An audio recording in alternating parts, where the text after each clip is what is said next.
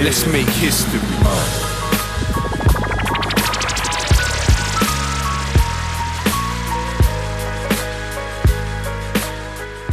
This is the story of our journey to economic independence.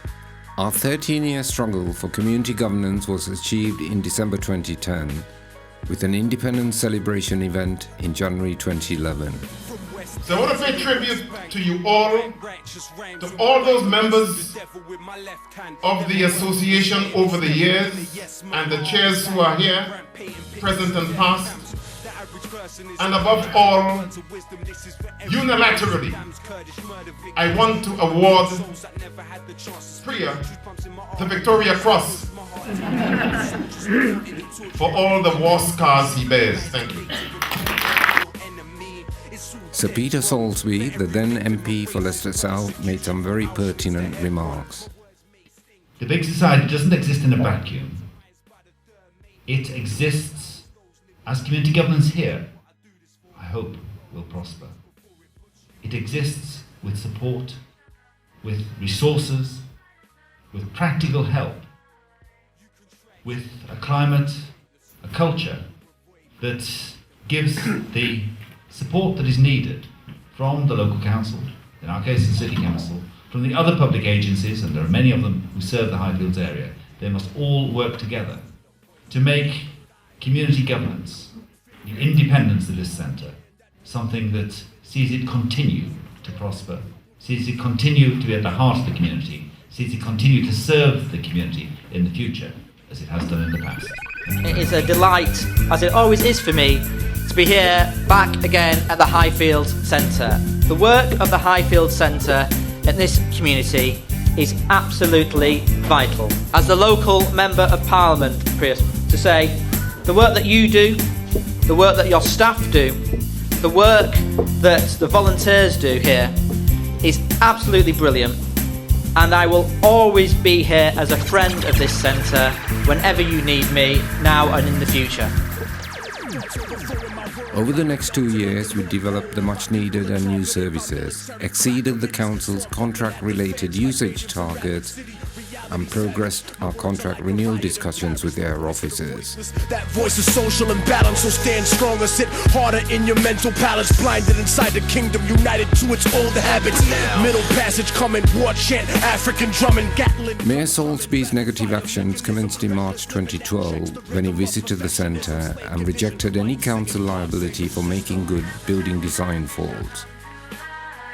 Our invitation to him to be a guest speaker at 3 key local, regional and national events in 2013 was brushed aside.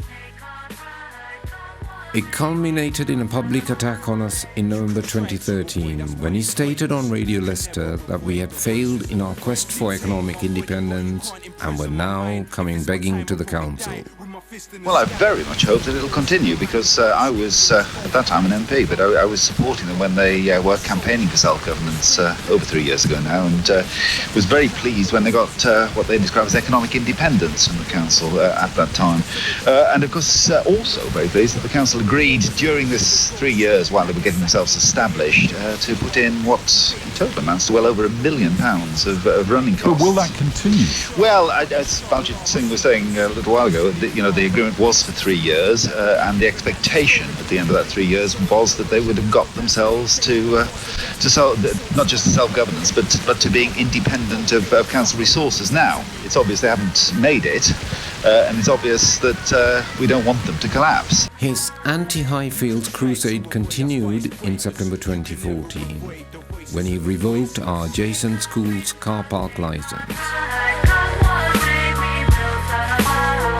You can try to avoid us, but it's pointless. You can never avoid the voices of the voiceless. We considered the threatened cuts and in September 2014 implemented the first round of a series of EC, Economic, Effective, Successional and Extendable measures.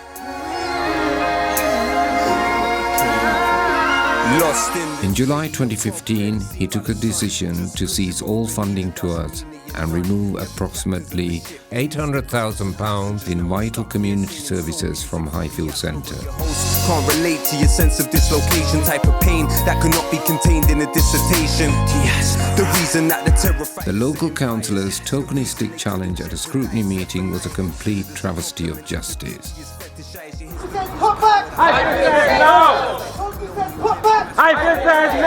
Whilst dealing with all of these unnecessary aggravations, we continued to develop our services and partnered other local agencies to draw down big lottery funding to provide new services for young people and the elderly, led a 12-member consortium on a £5 million European Union programme, and was successful with 3 other national bids. What became of him? Tell me what became of him. The Hadid was a child of diaspora, so fear not, fear not. In August 2016, we were granted a major Party Change Award for building improvement work. The conditions of the grant required us initially to obtain a permissions license from the council, and this was secured in November 2016.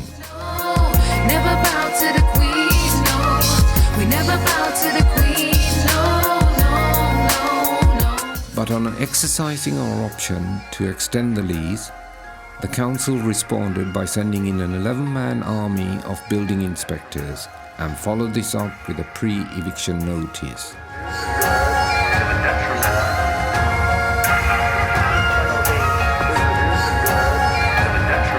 We replied with a counter notice being served on the council, and for good measure, we sought legal restitution for the building design defects.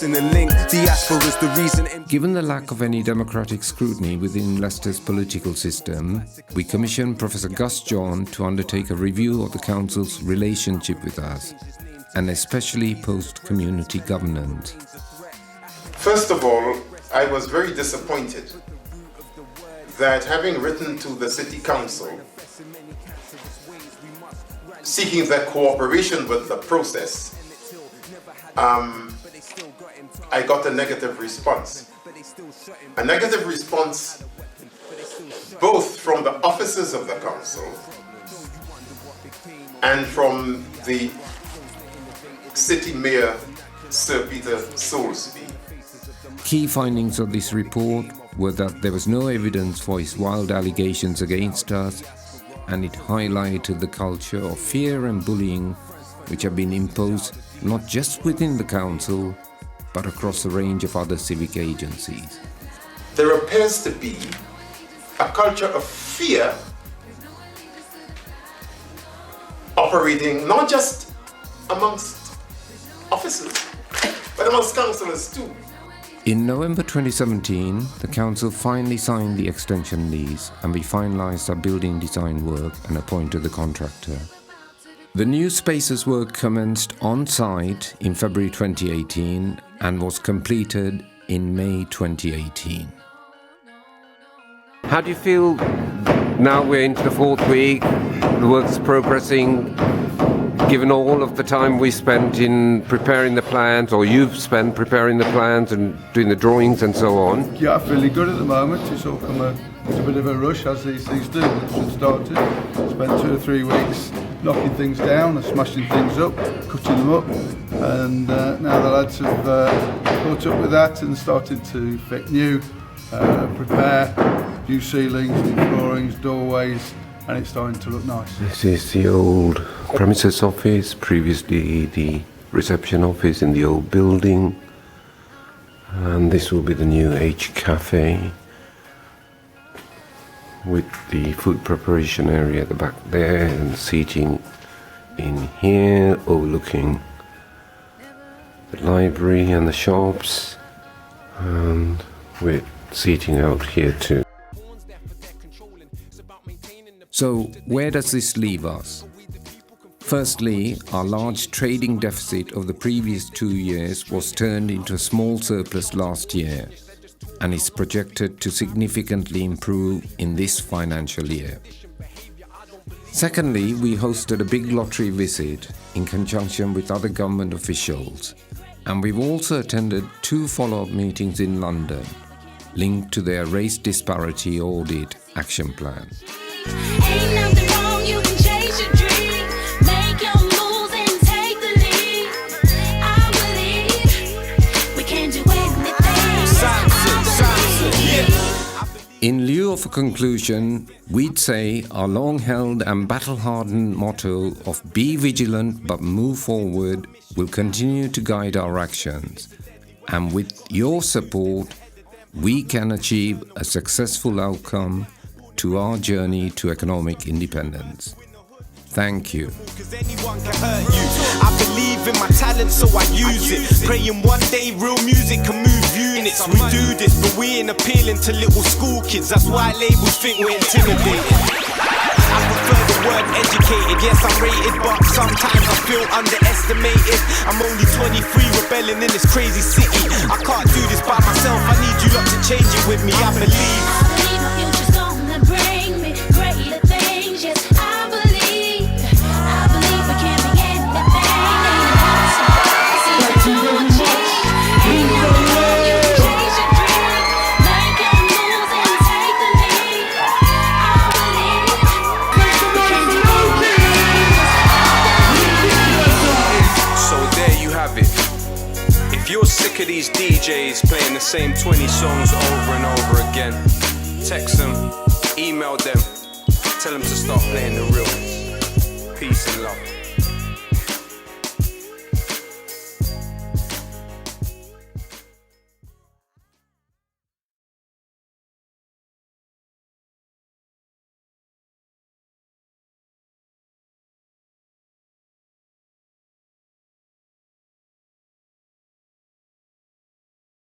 Thank you.